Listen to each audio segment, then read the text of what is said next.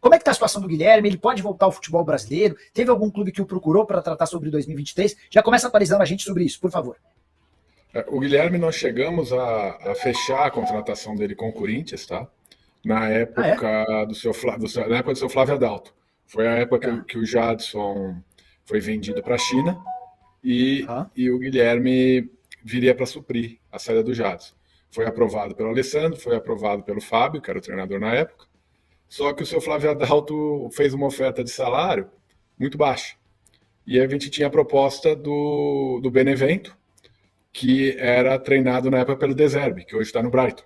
O De Zerbi queria muito o Guilherme.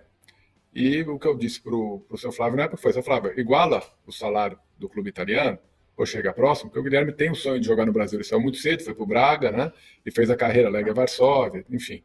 E aí ele, traz ele para um salário baixo, aí ele joga aqui, a gente aumenta, porque senão a torcida me mata, se eu trago um jogador que a torcida não conhece. E aí acabou não vindo, ele foi para a Itália, teve muito sucesso, acabou depois seguindo, foi campeão na Turquia, no Trabzon, né? E hoje está no Guangzhou. Não vou querer que você fale sobre a outra foi com o Santos, né? Na época do Pérez. O Pérez chegou a fechar a contratação do jogador, quando ele sai da Itália para a Turquia. Dependia de um aval do Ricardo Gomes. O Ricardo Gomes me dá o aval, fala por mim, tá, vai, mas eu estou saindo do Santos. Eu acabei de descobrir que eu estou saindo do Santos. E aí eu falei, quer saber, eu não vou entrar nessas loucuras, né? A gente sabe como foi, né, na época do Pérez e Santos, e aí eu preferi seguir para a Turquia. E hoje não tem nenhuma sondagem, você não tem nenhuma conversa pelo Guilherme para o ano que vem? Ele tem contrato longo na China? Ele tem mais 1 ano de contrato na China, né? Ele ganha muito bem lá. Só que o problema é que a China voltou a enfrentar um problema grande do Covid, né? Então esse tipo de situação pode propiciar uma oportunidade para os clubes brasileiros, né? Tá. Eu tive 2 consultas que eu não posso falar aos clubes que foram me consultando se ele pretende continuar lá ou não, né? Haja visto esse problema aí de Covid na China. Clubes de Série A, né? Clube de Série A. Tá.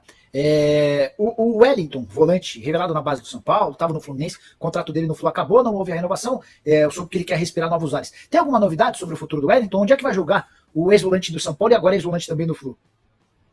Então, na realidade, nós temos hoje uma oferta da Rússia, que financeiramente é interessante para o atleta. O problema é que a Rússia enfrenta um momento também complicado. Hoje está muito difícil a gente trabalhar no futebol internacional, porque tem problema para todos os lados que a gente olha, é um problema diferente, né? Esses problemas de guerra, de políticos, a questão do Covid na China ainda. Mas nós recebemos essa proposta. A intenção do jogador é olhar para o mercado de fora.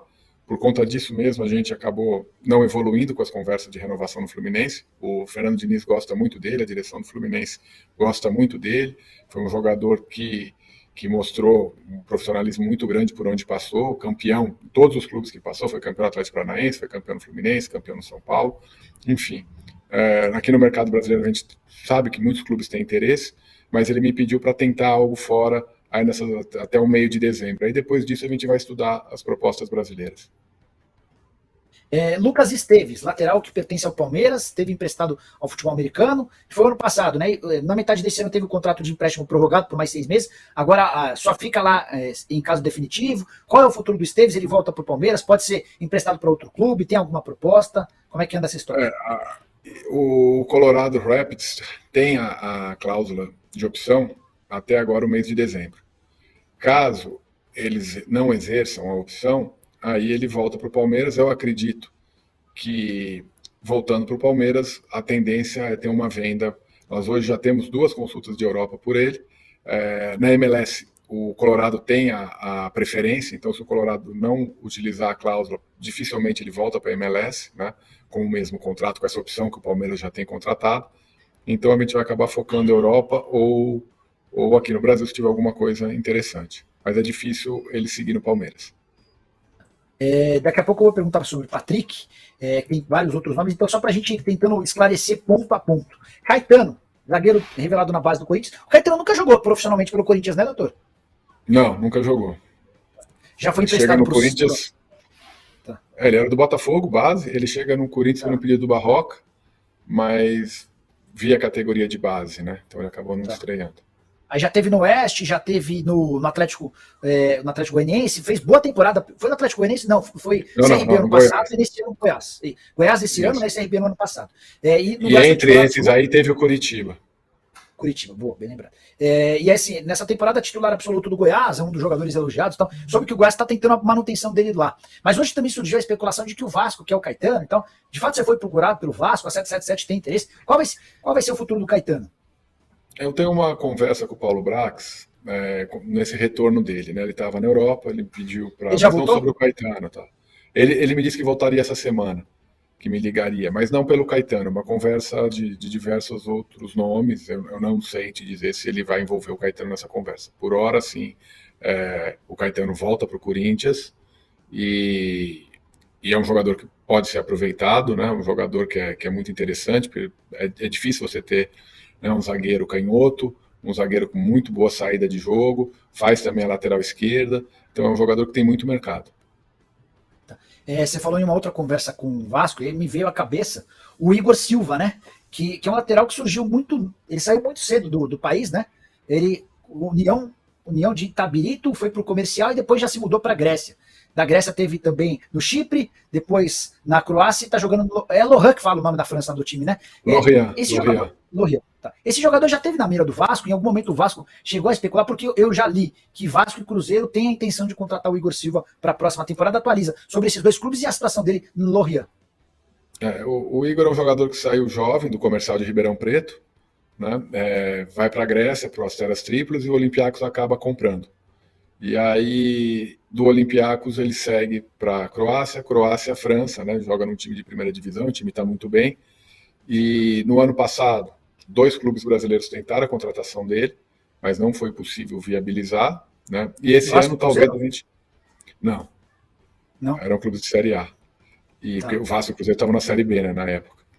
E agora talvez a gente tenha uma chance, porque ele teve uma lesão no início da temporada e voltou agora, né, uma lesão muscular, mas o time está muito encaixado, né? O time do Lorient está no alto da tabela e, enfim, pode ser que agora a gente tenha uma chance maior de tentar um empréstimo. É um outro jogador que também tem muita vontade de jogar no futebol brasileiro.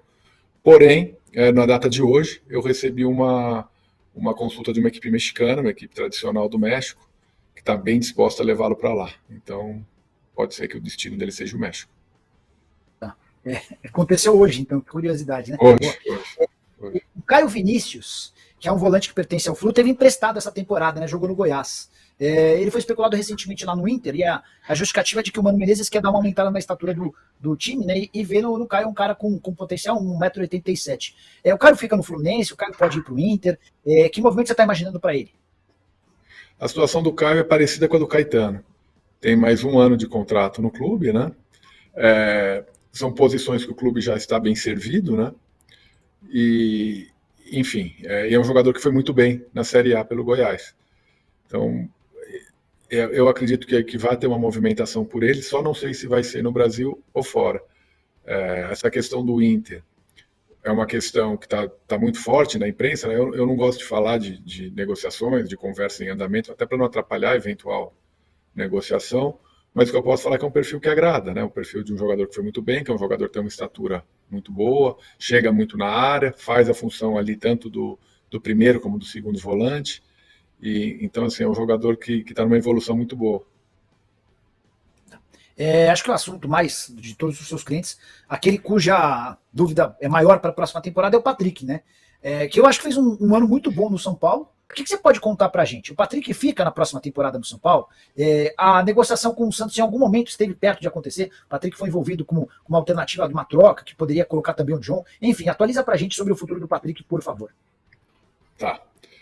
Primeiro, né, em relação à temporada, foi uma temporada muito boa, com 9 gols, 8 assistências. Foi uma temporada pelo tempo de jogado, né? Porque se nós avaliarmos, o Patrick, quando chega no São Paulo, no dia da apresentação, ele teve o Covid. Teve que ficar 15 dias isolado.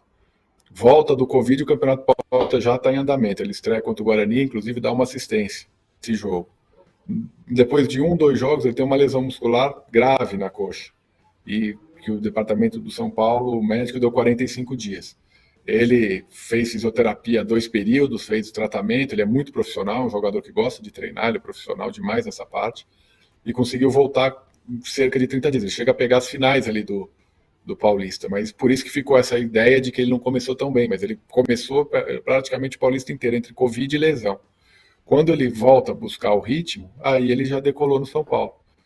Agora, essa questão dessa discussão no vestiário, eu não sei como vazou isso, não sei por quem vazou essa história, né? Mas aconteceu.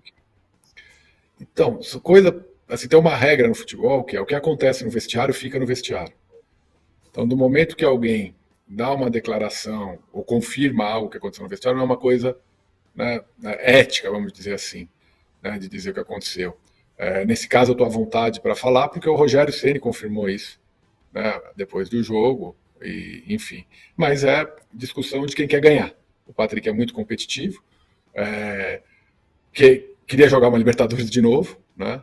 Porque ele jogava no Inter, sempre jogou Libertadores, então era uma competição que ele tinha essa ambição de voltar a jogar. Então é aquela discussão de sangue quente no vestiário, todo mundo quer ganhar, e às vezes, né, sai faísca mesmo, é normal. Doutor, já vou pedir para você, já vou tentar te apertar para tentar descobrir onde é que vai jogar o Patrick. Não, a resposta ficou muito evasiva, você só explicou as coisas, mas vou te apertar. Mas antes, você vai me ajudar com palpites. Amanhã a gente tem 4 jogos, definições de 2 grupos, né? São G e H na sexta, amanhã os grupos da. Cara, tem um desses grupos é o mais equilibrado de todos, que é o grupo da Bélgica, da Croácia e de Marrocos, né? Então a Lari já vai colocar na tela pra gente as apostas dessa quinta-feira, amanhã é quinta. E eu queria suas sugestões, eu vou já abrir aqui, ó. Então eu vou colocar na tela. Vamos lá. Vou clicar em futebol. Estou no site da Lucky Box, que é a parceira do programa do Nicola, tá? Eles me contrataram para, durante todo o período da Copa do Mundo, dar sugestões e dicas para vocês de apostas. Ó, a gente está com R$5.012 aqui na conta. A gente começou com 5 mil. Você fala, então você ganhou R$12 nesse período. Não, eu ganhei R$500, porque 512, porque a gente tem uma aposta aberta aqui, ó, de R$500 que eu fiz com o pai do Hendrick. Vocês vão lembrar logo no comecinho da nossa Copa do Mundo, a gente apostou R$500 que o Brasil vai vencer a Copa do Mundo. Mas voltando aqui às apostas, vai. Deixa eu pegar, depois eu explico direitinho essa história. Quero que o doutor Marcelo Rubalinho me ajude com os jogos de amanhã. São 4 partidas, Croácia e Bélgica. Jogo muito duro, porque na teoria seriam os 2 favoritos, era para que esses times confirmassem o primeiro e o segundo colocados, né? Só que os 2 tropeçaram, né? A Croácia empatou com o Marrocos e a Bélgica conseguiu perder para Marrocos. Então eles chegam agora numa situação bem delicada. O que você acha que vai dar esse jogo, doutor? Você tem palpite? Eu acho que da Croácia. Croácia? O momento da Croácia é melhor. A Croácia chega com 4 pontos, só para lembrar vocês. A Croácia tem 4 pontos, Marrocos tem 4, a Bélgica 3 e o Canadá não pontuou. O Canadá, que não jogava a Copa há um tempão, é um dos poucos times que ainda não fizeram ponto, já está fora.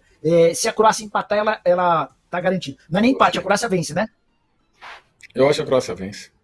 Tá. O outro jogo de amanhã também com cotações bem legais, ó. Canadá, empate 3,34 e Marrocos a 2,7. Marrocos é uma das grandes surpresas dessa Copa? O marroquino, ele é um jogador bem habilidoso, rápido. O que eles enfrentam de problema para se fixar no futebol europeu, principalmente, é a questão comportamental, tá? Mas são jogadores bem talentosos. Todo esse norte ali da África tem jogadores talentosos. Boa. Os caras têm 2 laterais direitos muito bons, cara. A gente, numa crise danada, doutor, eles têm o Hakimi e o Mazraoui. Acho que os 2 seriam titulares da seleção brasileira. Eu gosto demais dos 2. Você ia falar, eu te interrompi. Não, eu ia dizer que mas eu acho que o Canadá leva essa. É um time muito físico, então, muito rápido. O Canadá tem um ponto, mas o Canadá fez bons jogos tanto contra a Bélgica quanto contra a Croácia. Não foram jogos. Eu achei que faltou um pouquinho de amadurecimento. É que é um time muito novo, né, doutor? Esse time do Canadá, né? Enfim. Bom, se você levar em consideração que perde o pênalti, né, no jogo contra a Bélgica, aquilo ali mudava a história, né? Esse é o grupo F, tá, pessoal? Então a gente tem Croácia, Marrocos e Bélgica disputando 2 posições. A única chance de Croácia e Bélgica passarem é com uma vitória da Bélgica e uma derrota de Marrocos, ou um empate entre Croácia e Bélgica, com uma derrota de Marrocos, mas a derrota de Marrocos precisava ser uma derrota feia, uma derrota grande, tá? Mas nos palpites do Robalinho passam Croácia e Marrocos, porque com a vitória da Croácia a Bélgica tá fora. No outro grupo que a gente tem jogo amanhã, é o grupo E. Era um grupo em que a gente imaginava Espanha e Alemanha muito favoritos, e aí Japão e Costa Rica cumprindo tabela. A gente vai para essa última rodada com a Espanha com 4 pontos, o Japão com 3, a Costa Rica com 3 e a Alemanha com 1. A Costa Rica enfrenta a Alemanha, tá? E o Japão enfrenta a Espanha. Vai dar lógica amanhã, doutor? Vai dar a Alemanha e vai dar a Espanha? Vai dar lógica. Tá. Dá lógica. Inclusive, até por curiosidade, na seleção da Costa Rica tem um jogador, que é o Francisco Calvo, que já foi representado por nós aqui da Finkball, na época que ele jogava na É um Dinamarca. branco de olho claro? É o zagueiro pela esquerda. Tá. Ele já foi jogador de vocês, é? Já foi jogador nosso. Legal, legal. Boa. Jogador costarriqueno, essa eu não sabia. Bom, então vamos lá. Essa é uma aposta legal. Assim, você vai pegar a cotação da Alemanha. R$1,08. É muito pouco, né? Pô, você imaginar que é R$1,08 mesmo? É R$1,08. É muito pouco apostar na vitória da Alemanha, vai render muito pouco. Então, minha sugestão para vocês é fazer uma aposta dupla. Você aposta na Alemanha e aposta na Espanha. Basta que você clique nos dois, aí vai aparecer o canhoto de apostas aqui, ó. E aí você tem a possibilidade de fazer um combo. Aí a soma dessas duas apostas já vai para 1,50, tá? E já é uma algo melhor.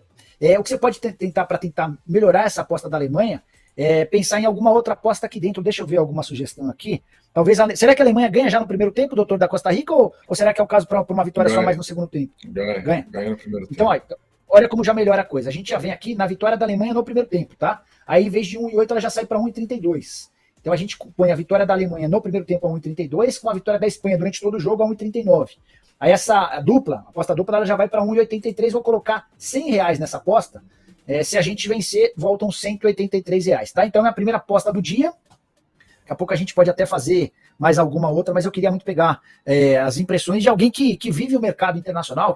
Daqui a pouco eu volto, vou até pegar mais palpites de vocês para a gente fazer essas apostas juntos, mas agora eu tenho que arrancar do Marcelo Robalinho mais novidades sobre o Patrick. Doutor, em algum momento o Santos procurou vocês para tentar a troca? Vocês conversaram com o Santos sobre uma possibilidade de troca? Essa chance está descartada? Essa chance está completamente descartada, tá? Eu tive uma conversa com o Falcão sobre outro jogador, tá? Essa conversa com o Santos nunca existiu de São Paulo oferecer ou de Santos oferecer. O que há no futebol hoje, isso é bom deixar claro para o seu ouvinte, Nicola, que assim, os clubes brasileiros estão na sua maioria sem dinheiro, tá? Os clubes brasileiros estão com dívidas. Se você olhar a CNRD, que é onde se julgam os casos das dívidas dos clubes, a CNRD está atolada de processo, tem processo lá parado há mais de 2 anos, sem uma decisão. Tá? Hoje a CNRD, que foi uma Câmara Arbitral criada para dar agilidade nas disputas do futebol, hoje é mais lento que a justiça comum, tá? De tanto caso que tem na CNRD. Tá? Então, hoje, nesse momento do ano, é aquele momento que os clubes não querem gastar dinheiro, querem eventualmente tirar algum jogador do elenco que não vai ser muito utilizado, então saem ao mercado para fazer troca, né? E o São Paulo, pelo que, né, é noticiado, tinha interesse no goleiro do Santos. E aí o Santos provavelmente pediu X milhões, não sei quantos. E aí o São Paulo falou, não tenho dinheiro, 8. Não tenho 8 milhões para comprar. Aí o Santos deve ter virado o São Paulo e falou, então me dá o Patrick. E o São Paulo provavelmente falou, não, o Patrick é um jogador que a gente não abre mão. E a história morreu aí. Tá? Foi assim, então, a resposta foi assim do São Paulo. Não vou trocar um meio atacante que é titular absoluto por um goleiro que é reserva. Exato. Então, assim, é normal nessa época de trocas, vamos falar, está vivendo uma época de trocas no mercado. O time que vai ceder um jogador que o outro time está interessado vai olhar no elenco do outro e pedir o melhor jogador do elenco do outro time. E a troca não aconteceu. Eu falo com muita tranquilidade de troca, porque talvez as 2 maiores trocas aí do futebol brasileiro, que ficou na memória do torcedor, fui eu que intermediei, que foi o Arouca pelo Rodrigo Souto e Jadson e Pato. Tá. Porque o Arouca estava encostado ali no São Paulo sem muita chance, vai para o Santos e acaba explodindo no Santos, né? Ele tinha feito uma temporada boa no Fluminense, vem para o São Paulo, acaba não indo. O São Paulo é um time muito difícil de um jogador jogar no São Paulo. Por isso que a contratação do Patrick, se você olhar de todas do ano, o Patrick foi... De todos os anos, não, eu diria de uns 5 anos para cá, olha o tanto de contratação que o São Paulo fez, você conta nos dedos as que deram certo. Você falou do Caleri, tem o Patrick, mas e aí? E o que mais? Olha o tanto de dinheiro que o São Paulo gastou, né, nas diretorias anteriores, tal, mal gastado, né? Tem que ser sincero. Porque isso também é uma outra coisa que eu gosto de falar quando eu tenho a oportunidade da entrevista. O torcedor só enxerga o que o clube fez, né? O torcedor não enxerga as oportunidades que os clubes perderam. E isso, aí que você tem que valorar um executivo de futebol, um diretor, um presidente, pelas oportunidades que teve. Então, assim, as direções anteriores do São Paulo, vamos falar tempo do Raí, de outros para trás, tiveram oportunidades imensas de fazer negócios muito bons e deixaram passar, gastando mais em outros jogadores, e acabou levando São Paulo, né, nesse caminho que a gente já tá vivendo aí. Então, assim, é difícil, né, para o torcedor analisar pelo lado do que deixou de contratar, do que teve na mesa, às vezes tem uma transferência por um custo baixo e acabou não fazendo. Tá. Doutor, eu tinha combinado 10, 15 minutos, a gente já passou de meia hora. Então agora meio jogo rápido. O Gilbertino FC quer saber se o Igor Silva vai para o Vasco da Gama. Você já me falou sobre o Igor. Tem alguma negociação, tem alguma conversa sobre isso? Eu acho difícil por conta que não tem nenhuma conversa evoluída sobre isso, tá? É um jogador que agrada até para os scouts europeus, eles gostam, né? Mas, como eu te disse hoje, eu recebi uma proposta do México, já passei para o clube francês, então a coisa, eu acredito que amanhã a gente deve ter novidade já. O Ian Couto, que foi revelado no Curitiba, a maior venda da história do clube, foi para o Grupo City. Em algum momento ele teve cotado para ir para o Bahia, clubes brasileiros o procuraram, cheguei a ler nome de Flamengo, nas últimas janelas teve algum movimento de clubes brasileiros pelo Ian? O único clube brasileiro foi o Flamengo, na época do Jorge Jesus, se não me engano, e não tem nada do Bahia, zero chance do Bahia. Ele tá jogando hoje na Espanha, né? No time do Grupo City na Espanha. Girona. Tá. Isso. Tá. Outra coisa, o pessoal do Curitiba te pagou pelo valor da comissão, da negociação? Eu sei que você foi para a justiça. Em que pé parou essa história? Não. Perderam já na justiça, na primeira instância, tá? Já foram condenados. A gracinha do senhor Samir de não pagar está custando para o Curitiba uns 45% a mais. Entre GPM, né? Que passam da época que tinha que pagar para agora. Samir e Pastana, tá? IGPM. 45%? IGPM, honorários advocatícios, multa contratual, juros, né? Porque essa negociação do Ian foi em 2020, né? Nós estamos em 2022. De lá para cá, você tem um IGPM aí de cerca de 20%, 25%, né? Você tem aí mais 1% de juros ao mês, você tem aí mais 10% de honorários advocatícios, você tem mais uns 2% de custa, vai subindo, por isso que os clubes quebram. De um valor inicial de quanto, doutor? Eu não quero abrir o valor, mas assim, você tinha um valor na conta, o dinheiro do City chegou, era só pagar o que estava no contrato. Não paga, porque é uma mentalidade, né, de alguns dirigentes, né, não paga, ficou muito feio com o City, né, o Curitiba poderia ser um time do Grupo City, né, mas ficou feio. Porque eu trouxe o negócio, né? No final do dia, até numa reunião em Manchester, né, chegou a ser falado isso, né? De vamos já faz o City pagar direto. Tipo, não vai ter atraso de jeito nenhum, a gente vai cumprir o que contratou. E não cumpre. Então, assim, é chato para o futebol brasileiro isso. Né? A gente aqui tem também nossas responsabilidades com funcionários, né? Você paga tudo, né, de uma empresa. Não é brincadeira isso aqui, e aí você acaba não recebendo por um trabalho que foi a maior venda, né? Foi feita uma organização de várias pontas, né? Tinha Barcelona interessado, o contrato do Barcelona, o Samir chegou a assinar, chegou o contrato do Barcelona por um valor bem menor do que o do City. Então, assim... Teve essa, Ele teve. Então, assim, até a imprensa aqui no Brasil noticiava, né, que ele ia para o Barcelona. E no final... ele acabou indo para o City por um valor bem maior. Então você nunca espera que o Curitiba não vá cumprir, né, as obrigações contratuais, está num contrato. E aí não pagaram. E aí a dívida cresce, né? É natural. Você negocia com algum jogador seu, com algum clube do Grupo City nesse momento? Tem alguma especulação? Não tem nenhum jogador que a gente está em negociação, né? Mas eu tenho uma relação muito boa, né, com o Grupo City, com o Manchester City também, né, que a gente gosta de dividir o Manchester City, que é onde o Ian Couto tem o contrato, do Grupo City. Tá. Porque o Ian não foi contratado pelo Grupo City, o Ian foi contratado pelo Manchester City. O contrato dele é com o Manchester City, que pertence ao Grupo City. Mas são duas coisas diferentes. Tem um superchat. É uma pergunta paga para você, deixa eu ver o que querem saber. Pergunta do Paulo Eduardo Tavares. Doutor Marcelo, Mariano fica no Galo pro ano que eu já tinha me esquecido do Mariano. Esse ano ele machucou muito. Tem alguma sugestão de lateral direito pro Galo para fazer essa transição? O Mariano foi recentemente procurado por um clube turco, teve isso? Teve. Ele teve a procura de um clube turco, de Superliga. Mariano teve muito sucesso no Galatasaray. Foi campeão 2 vezes da Liga Turca, que é muito difícil fazer isso em 3 anos de contrato. Foi campeão da Copa da Turquia. Ele tem uma reputação muito grande na Turquia, por isso teve essa procura, foi campeão brasileiro também aqui no Galo, né? E a tendência é que o Mariano fique lá. Tá? Não tem por que sair, renovamos o contrato dele. E eu acredito que o ano do Atlético Mineiro, o ano que vem, vai ser um ano muito melhor que esse, né? Tem a inauguração do estádio, enfim, a tendência é que ele fique. Clubes brasileiros não procuraram, não, né? Não abrimos conversa com nenhum clube brasileiro. Ele está muito bem lá, ele está feliz, ele gosta da cidade, gosta do clube.